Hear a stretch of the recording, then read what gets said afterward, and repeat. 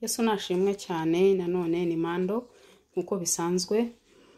Ndashaka kongera kuvuga ku kintu cy'imyambarire kuko nasanze ari topic itagirangira bitewe n'ibibazo mbazwa, bitewe n'irindi hishurirwa mbona, bitewe nuko ari topic nini cyane ngari ikomeje guteza ikibazo mu itorero cyangwa no hanze yaryo. Niyo mpamvu ngiye kongera nkabivugaho. Umuntu wundi umubiri wawe n'urusengero rw'Uwiteka. Nukuvuga ngo iyo uri urusengero imbere muri wowe habamo gusenga. Mu yandi magambo nukuvuga ngo muri wowe harimo igicaniro cy'Uwiteka. Wowe ubwa uri igicaniro kuko igicaniro cy'Uwiteka kiri imbere muri wowe. Iyo wisobanukiwe rero ukamenya kuri igicaniro, umenya n'ukuntu ugomba kurinda igicaniro n'ibikitoroye. Mu yandi magambo nukuvuga ngo iyo utarisobanukirwa ntago umenya uburyo warinda icyo gicaniro, ntago ugifata uko ushatse. Ushobora kugicanira ucyambika uko ushatse kuko ari byo bigezweho. Iyo wisobanukiwe rero ni handi wicara ukavuga uti ariko kweri ubu birakwiriye cyangwa nkwiriye kugenza gutya. Cyangwa iyo wisobanukiwe uri wandi wicarana na Mwuka Wera ukavuga uti ariko iki gicaniro cyawe nkirinze neza nabigenzane, ugasaba ubwenge, ugasaba inama, Mwuka Wera akagusobanurira. Abakorinto ba mbere ibice 3:16 baravuga ngo ntimuzi yuko muri urusengero rw'Imana kandi ko umwuka w'Imana aba muri mwe. Umuntu wese utsemba urusengero rw'Imana, Imana izamutsemba kuko urusengero rw'Imana ari urwera kandi urwo rusengero ni mwe. Turi insengero z'Imana, turi ibicaniro. Igicaniro kirimo imbere muri wowe kuko umuntu wawe w'imbere yicaye muri soul yicaye mu mubiri wawe. Spirit, soul and body.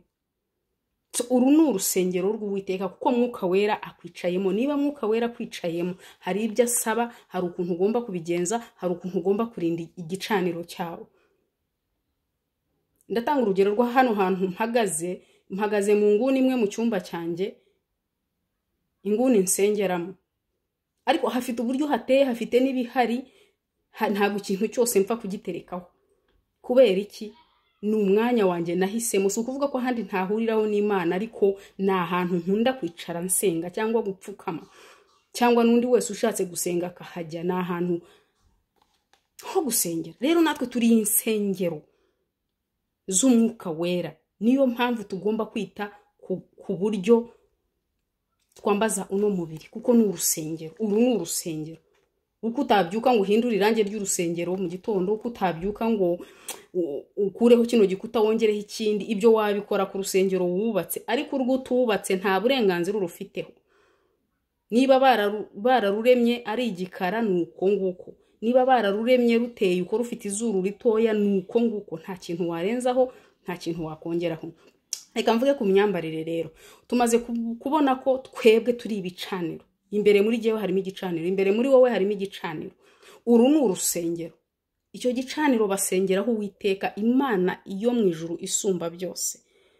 Imana ikwiriye kubahwa n'abato n'abakuru na buri muntu wese. Icyo nicyo giha agaciro uno mubiri wambaye, kubera yuko umuntu wawe w'imbere aracyawicayemo.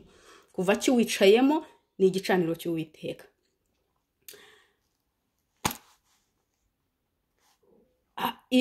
Company zisi, amakampani agira uko yambara. Iyo ugiye muri banki ubona bagira uko bambara, bagira za uniform, abamwe bambara amapantaro, utambaye ipantaro akadodesha ijipo, ariko nyine bafite umwenda wabo baranga nk'abakora muri banki. Mu mashuri nuko nguko. Abasirikare ntago wamenye umusirikare usibye kubona yambaye uniform n'imbunda. Abapolisi bagira uko bambara. Iyo atambara uyu mwenda nta gaciro bafite. Nakundaga kureba filime z'Abanegeriya, nkabona ibwami, nakundaga kureba izo filime z'ibwami. Ariko nabonye bagira uko bambara. Abana babo bagira uko bambara. Umwami kazagira uko yambara, princess agira uko yambara, umuhungu wo mwami agira uko yambara. Ntago asohoka mu gipango ntagenda uko abonye, bagira imyambaro ibaranga. Nubwo wahura nabo ahantu ukamenya ngo uyu mwana n'uw'ibwami. Ariko abana b'Imana Imana isumba byose yaremye abami karema abamikazi karema abantu bose. Abana bayo nta dress code tugira, ntitugira uko twambara. Iyo dress code irahari, ariko nuko isa nk'iyateshejwe agaciro. Irahari muri iyi Bibiliya, harimo conduct, Christian conduct, imyifatire y'umukristo.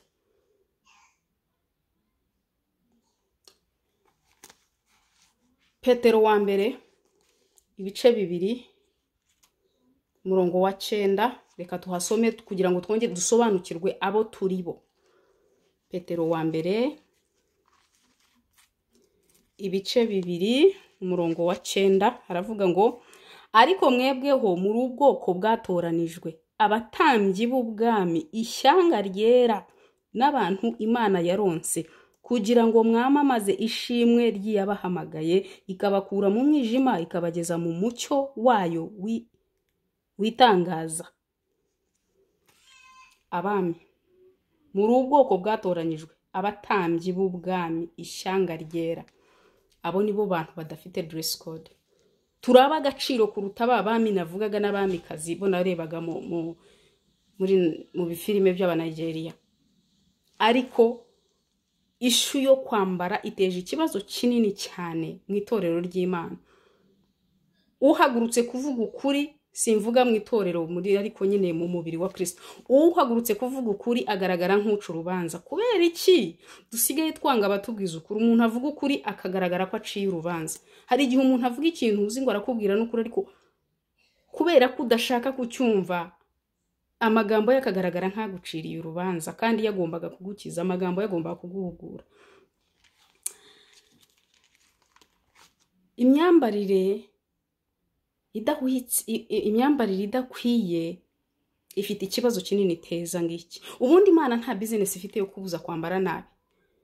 Nonse ugira ngo Imana ntishaka ko ducya, wo kwambara neza, kwambara imyenda ihenze. Ariko impamvu imwe gusa tuvuga ku myambarire ni kwa kwambara ukagaragaza umubiri ukajya hanze, bikaba byatera irari mu mutima w'umuntu runaka, kandi uwo muntu aramutse arimbutse, amaraso ye akuri ku mutwe wowe wamuteje iryo rari.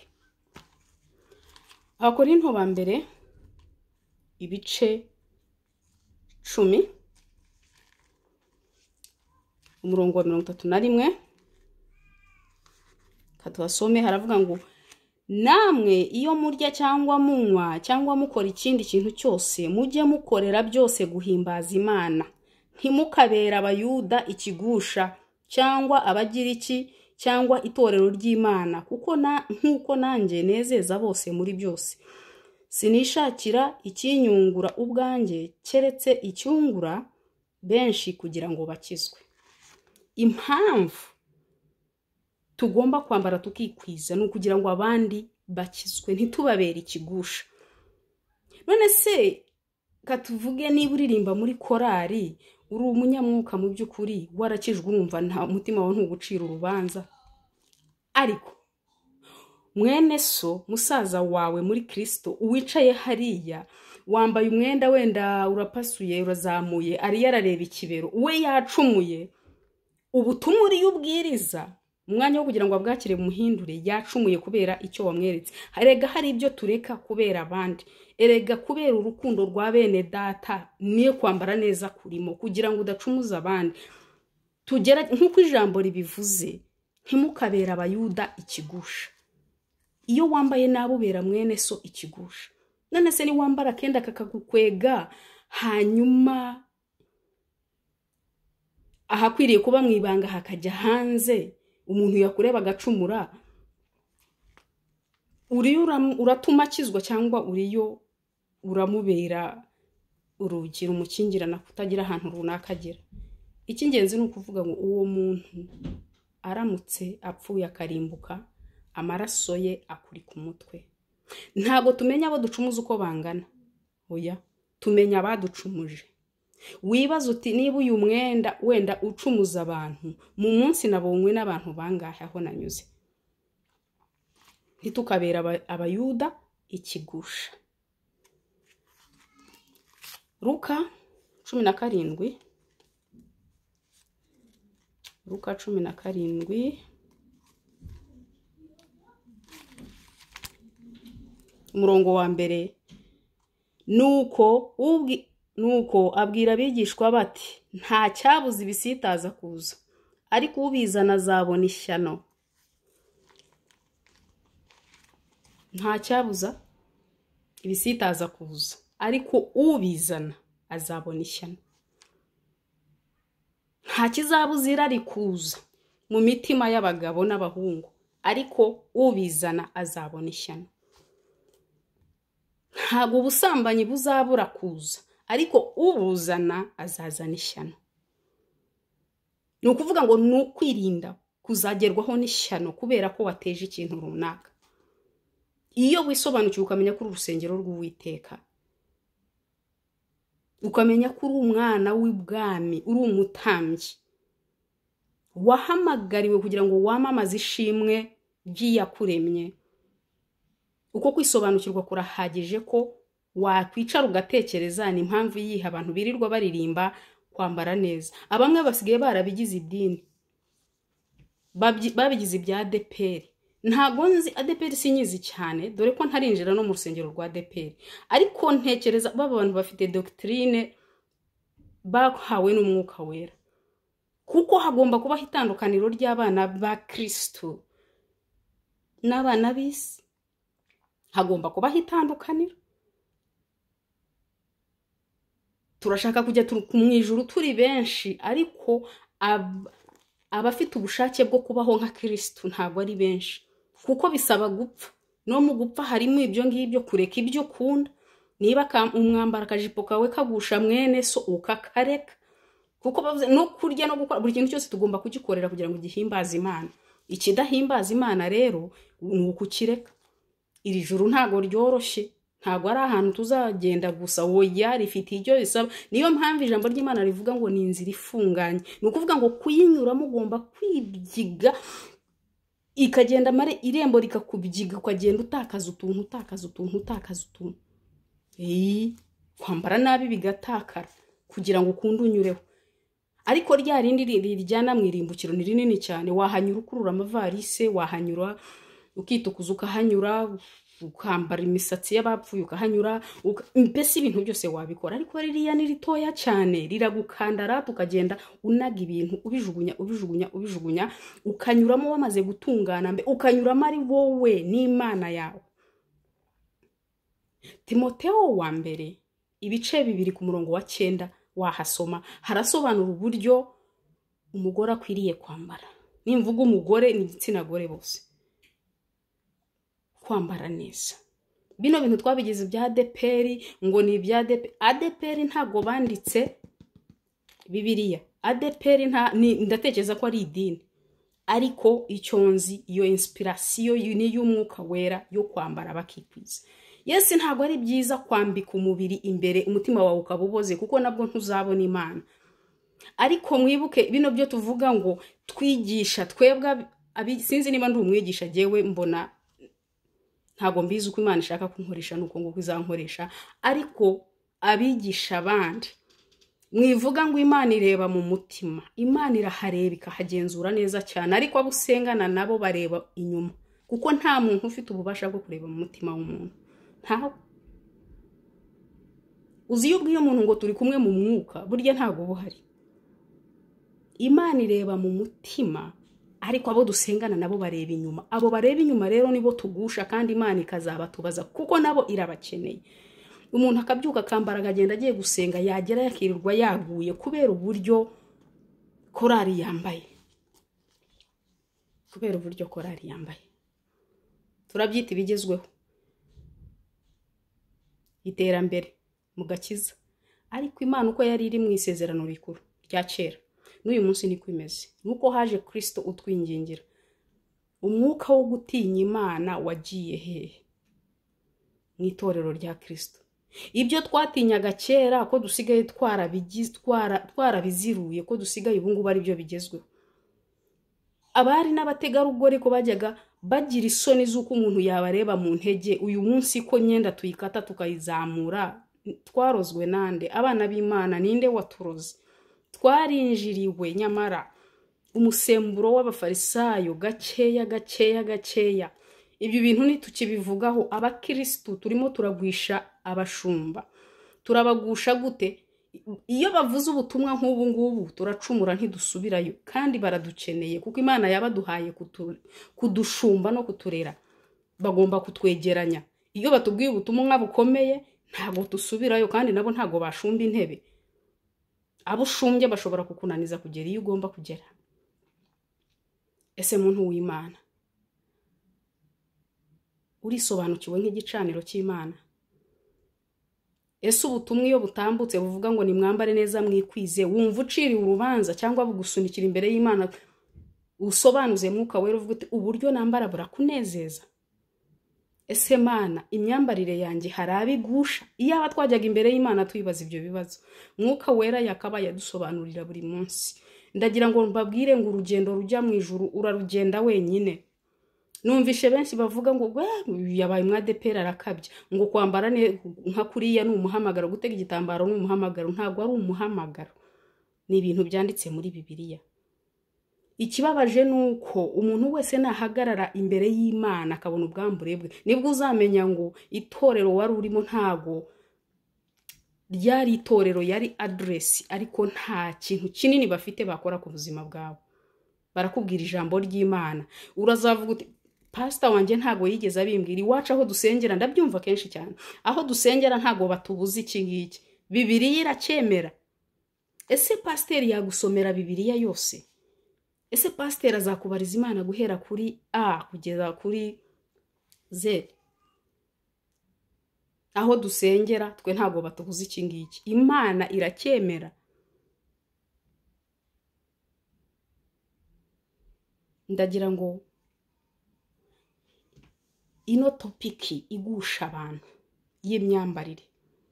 Turashakisha impamvu, ari igihe umuntu akubaza ikibazo akaguhereza ibintu byose wabyegeranye ukabona ari yarashakisha impamvu zo kugira ngo justifying point ye, ariko nyamara icyo gihe ntago tuzakigira imbere y'Imana cyo kuburana. Ibyo wakoze byose bizajya hariya bagushyirireho umubare w'abantu wagushije, hanyuma ubundi ubwawe utavuze uhita umenya aho ugomba kujya. Inshuti z'Imana, barumuna banjye, bakuru banjye, ba mama, abana banjye, ndabinginze dukura ubwambure bwacu hanze, tunezeze Imana. Tureke kugusha abana b'Imana. Ntago wakwirirwa wohereza abana b'Imana mu muriro ukumva ko wowe ufite itike ikujyana mu ijuru. Rino juru rifite kondisiyo, hari ibintu bisabwa. Ntago ari ukwinjira gusa, inzira irafunganye. Ubwami bw'Imana buratwaranirwa, nabo twarabutwarisha igitugu. Icyo gitugu ni iki? None Bibiliya ivuga iki? Ivuga ngo mutambe imibiri yanyu. Iyo bivuze ngo ni ugupfa, tugapfa ku bwa Kristo, ugira ngo gupfa ni ukuhe? Ni ukureka ibintu bimwe n'ibyo birimo. Noneho rero barinze abahawe kuvuza impanda, Imana izatubaza byinshi. Yeremiya 6:14 nsoza haravuga ngo uruguma rw'abantu banjye barwomoye baruca hejuru bavuga bati na amahoro, ariko rero nta mahoro ariho.